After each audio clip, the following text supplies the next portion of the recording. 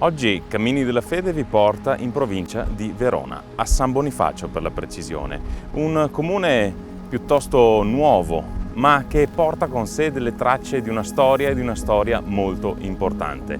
Già intravedete alle mie spalle la mole imponente del campanile dell'abbazia di Villanova e per conoscere questo luogo, abbiamo chiesto l'aiuto di un ospite che ora vi andiamo a presentare. Angelo Passuello. Buongiorno. Storico dell'arte, studioso, si è occupato molto di questo luogo che vediamo alle nostre spalle. È un luogo immerso nella modernità, ma che ci parla di storia, profuma di antico. Allora, Angelo, da dove iniziare a raccontare la storia di questo luogo meraviglioso che è l'abbazia di Villanova?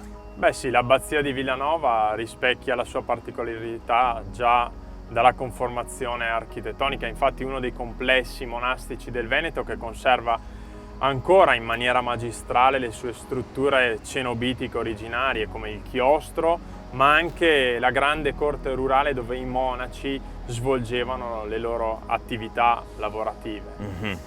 E le sue particolarità affondano anche nella sua particolare posizione. Infatti l'abbazia di Villanova si trova proprio lungo l'antica via Postumia, questa arteria che fu tracciata nel 148 a.C. dal console Spurio Postumio Albino per collegare le città di Genova ed Aquileia, quindi tagliava trasversalmente l'Italia settentrionale. Possiamo vedere, per chi giunge da Verona, come l'abbazia proprio obliteri il tracciato dell'antica via Postumia con le sue evidenze monumentali.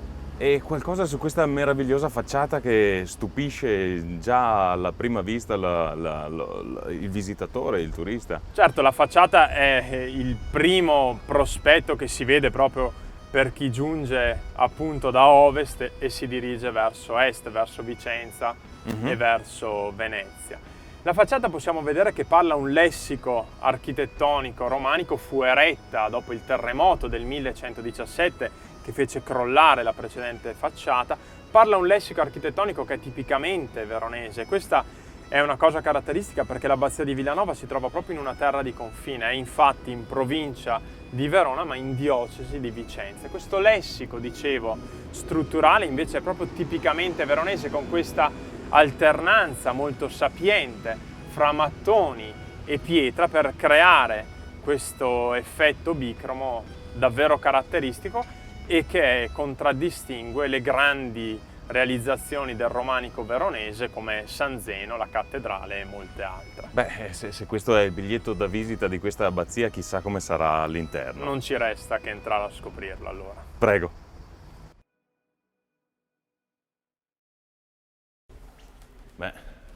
La sensazione di entrare nella storia qui aumenta. Ma a quando risale questo edificio?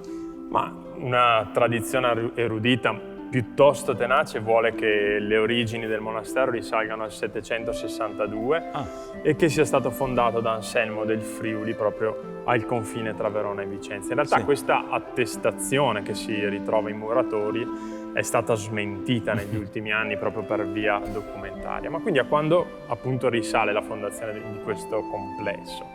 La fondazione risale al XII secolo e possiamo anche sapere con una certa sicurezza quali furono i fondatori e chi furono i fondatori del cenobio. Nel 1135, infatti, Alberto di San Bonifacio, un illustre personaggio, il più importante vassallo di Matilde di Canossa nel nord Italia, dettò il suo testamento con il quale lasciò tutti i suoi beni negli episcopati di Verona e di Vicenza, quindi un lascito davvero importante proprio all'abbazia di Villanova.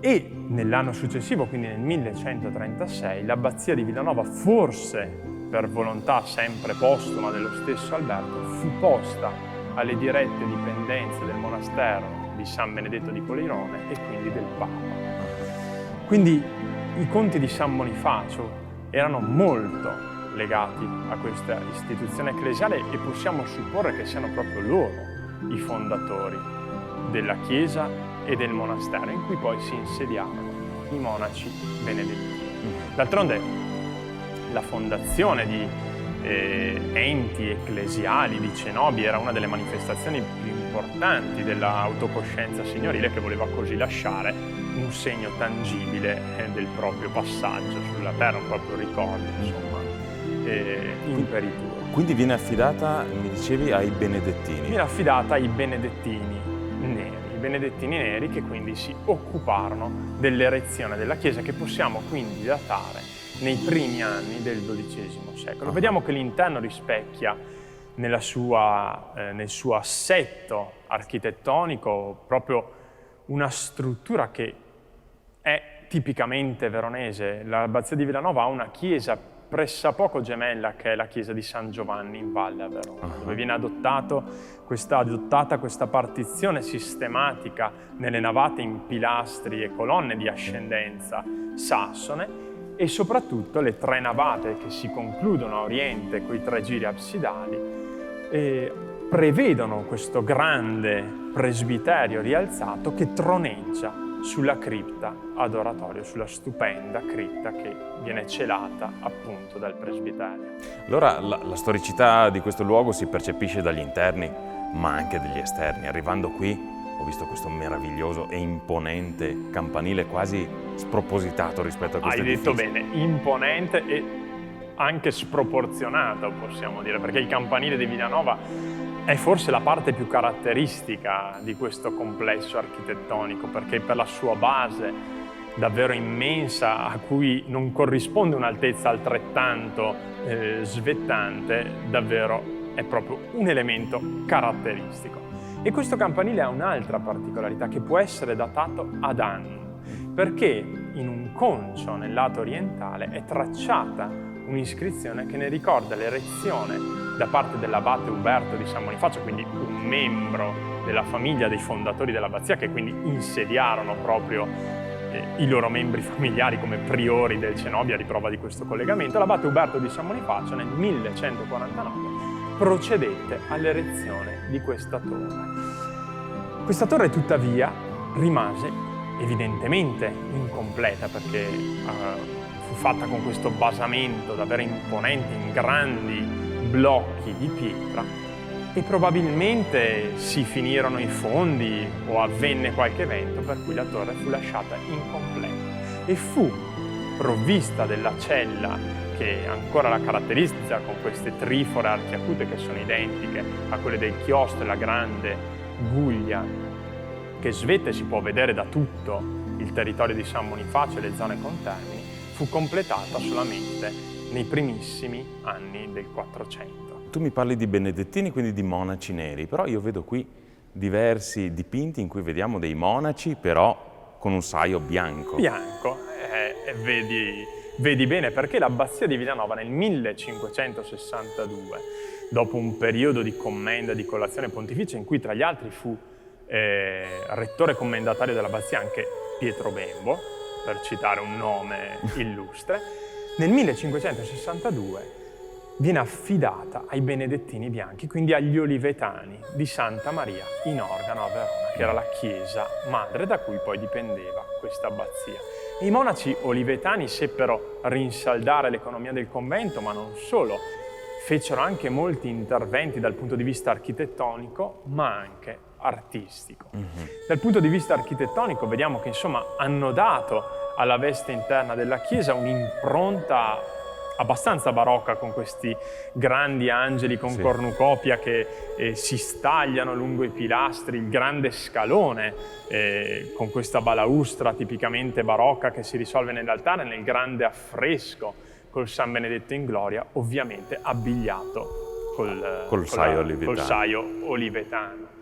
Ma tornando invece alla presenza dei benedettini neri, quindi alla fase originaria di questo edificio, vedo un ciclo di affreschi interessantissimo e se ti va mi piacerebbe che tu ci raccontassi qualcosa anche di questo. Certo, con piacere, perché è un ciclo davvero straordinario.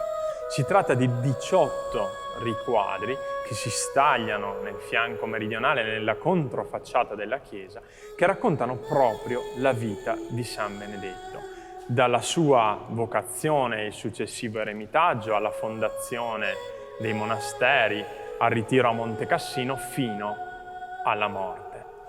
È un ciclo davvero straordinario perché è il più completo ciclo affrescato di epoca medievale tuttora esistente che ci racconta le storie del Santo di Norcia, e quindi è davvero una gemma preziosa che rende ancora più valore all'abbazia di Villanova. Quando fu realizzato questo ciclo di affreschi? Il ciclo è databile tra la fine del 300 e i primissimi anni del 400. Fu commissionato da un abate, l'abate Guglielmo da Modena, un abate molto importante che si occupò di risollevare il convento anche dal punto di vista materiale, commissionando proprio molte opere artistiche, e per questo i suoi contemporanei vollero lodarlo, dedicandogli una lapide che attualmente si trova murata nel chiostro. L'abate Guglielmo da Modena chiamò per fare questo ciclo di affreschi a Villanova un pittore straordinario, forse Martino da Verona, il più abile artista del tardo gotico veronese, attivo in molte chiese di Verona, nelle più importanti chiese di Verona, che lasciò appunto questo brano davvero straordinario. Quindi una storia lunghissima, quella di questa abbazia, che affonda le sue radici per l'appunto nel Medioevo, ma che arriva fino ai giorni d'oggi, se vogliamo. Ancora oggi è una chiesa vissuta, è una chiesa attiva, è una parrocchia attualmente. Certo. Però se non erro, il parroco conserva ancora il titolo di abate. Il parroco di Villanova conserva ancora il titolo di abate per un antico privilegio che è stato riguadagnato all'abbazia dall'abate Don Giuseppe della Tomba nel 1949. L'abate di Villanova può insignirsi appunto del titolo di abate, pur non essendo un monastero, ma essendo una parrocchia appunto incardinata nella diocesi di Vicenza. E in questo l'antica storia di questo edificio continua a vivere. E guarda, ti ringraziamo per averci accompagnato in questo luogo, ma so che tu quest'oggi ci farai compagnia per un tratto dei nostri cammini della fede, perché ci vuoi far scoprire anche un altro luogo. Certo, adesso ci incamminiamo lungo la via Postumia nel tratto occidentale e andiamo in un altro insigne complesso che è San Giacomo al Grigliano. E allora andiamo, partiamo. Andiamo.